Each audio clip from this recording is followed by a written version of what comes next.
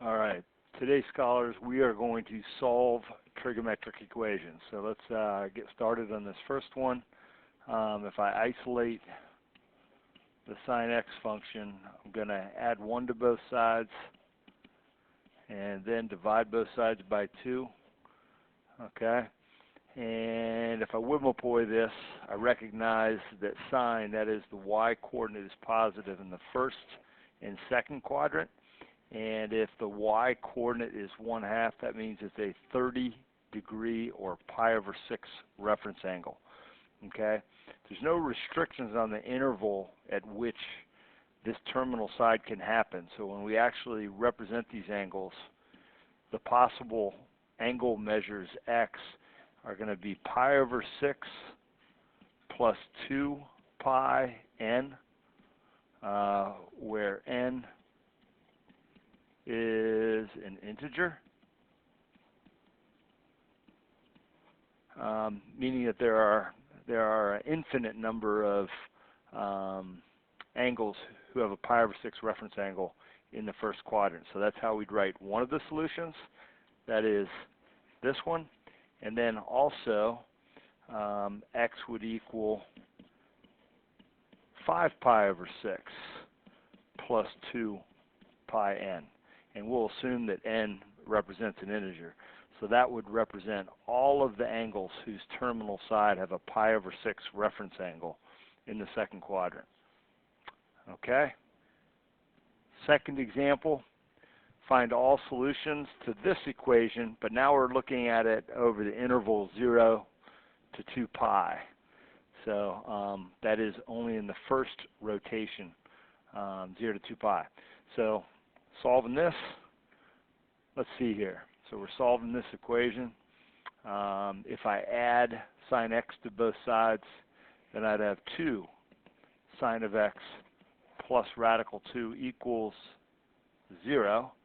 And then if I subtract radical 2 from both sides, I'm going to have 2 sine x equals negative radical 2, or the sine of x equals negative radical 2 over 2. So again, if I Whitmaploy over here, I know that sine, that is the y coordinate, is negative in the third and fourth quadrant. And if the y coordinate is radical 2 over 2 on a unit circle, then we know that that's going to be a pi over a 45 degree or pi over 4 reference angle in the third and fourth quadrant. So let's see, it doesn't matter which one of these we do first. If I want to represent this pi over 4 reference angle on the third quadrant, that's pi over 4 past pi, or that would be 5 pi over 4. And then the pi over 4 reference angle on the fourth quadrant, that's pi over 4 away from 2 pi, or that is 7 pi over 4. And because they're asking for solutions only in this interval from 0 to 2 pi, we fulfilled that. So that's it. Those are the answers. Okay. Hang in there. 2 more examples. So no restrictions here. Solve this equation. So the first thing I'm going to do is add 1 to both sides. Then I'm going to divide by 3. And then the tangent of x, if I take the square root, is going to be positive or negative the square root of 1/3, which is going to be positive or negative 1 over radical 3, which is positive or negative radical 3 over 3 if I multiply top and bottom by radical 3. So again, over here, if we Whitmaploy, we're talking about tangent being positive or negative. So basically, that is in the first, second, third, and fourth quadrant. And if the tangent ratio is radical 3 over 3, we know that's a 30-degree or pi over 6 reference angle in any one of those 4 quadrants. Okay, now when we represent, so this is a little bit different. When we represent our solutions, possible angle measures, it's going to be pi over 6, but instead of writing plus 2 pi n,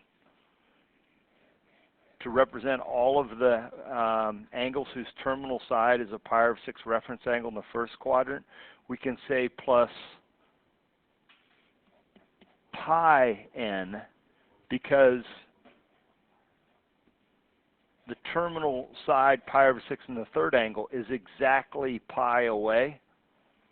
So we can kind of kill two birds with one stone, if you will. That is, take care of all the possible pi/6 reference angles in both the first and the third quadrant by writing it like that. And then for the second and fourth, maybe you're thinking ahead and you already got this, but that would be 5 pi/6 to represent the second quadrant, and again we can just write plus pi n as opposed to 2 pi n, and that will take care of not only the pi/6 reference angle in the second quadrant, but also all of the possible pi/6 reference angles in the fourth quadrant as well. Okay? Alright, so that's the solutions for example 3, and one more. Okay. Okay, so this one looks a bit more involved. So let's start out by just setting this thing equal to 0. So we'd have the cotangent of x cosine squared x minus 2 cotan x equals 0. If we set it equal to 0, then we can factor. And you can tell between these two terms that we have a cotangent of x greatest common factor, which leaves us with cosine squared x minus 2, like so. And zero product property says that if the product of these things is 0, then anything times 0 is 0, so we can just set each of these things equal to 0. So here we go. So if the cotangent of x equals 0, well, let's Whitman-Poy that.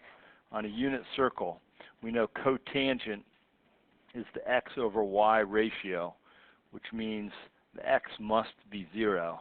And if x is 0, that's going to happen at 0, 1, and then also down here at 0, negative 1. So the possible solutions for the cotangent of x to be 0 are either here at pi/2 or here at 3 pi/2. Okay? There's no restrictions on the interval at which the solution exists. So this is x, the angle measure, for when the cotangent of x equals 0 is going to be pi/2, and since the other solution, 3 pi/2, is exactly pi away, we can just say plus pi n, again where n is an integer. Okay? The other was the cosine squared of x minus 2 equals 0. And let's see, if we add 2 to both sides, square root both, that would give us plus or minus radical 2. And hopefully you see what I see right now, because the square root of 2 is something greater than 1, which the cosine ratio is not defined. It is only defined from 1 to negative 1. So this does not exist. So this would be the only solution to this equation.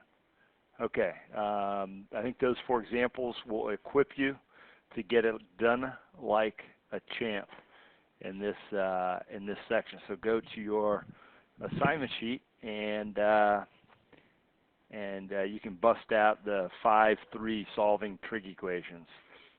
Page 376, 13 through 29 odd. Good day, scholars.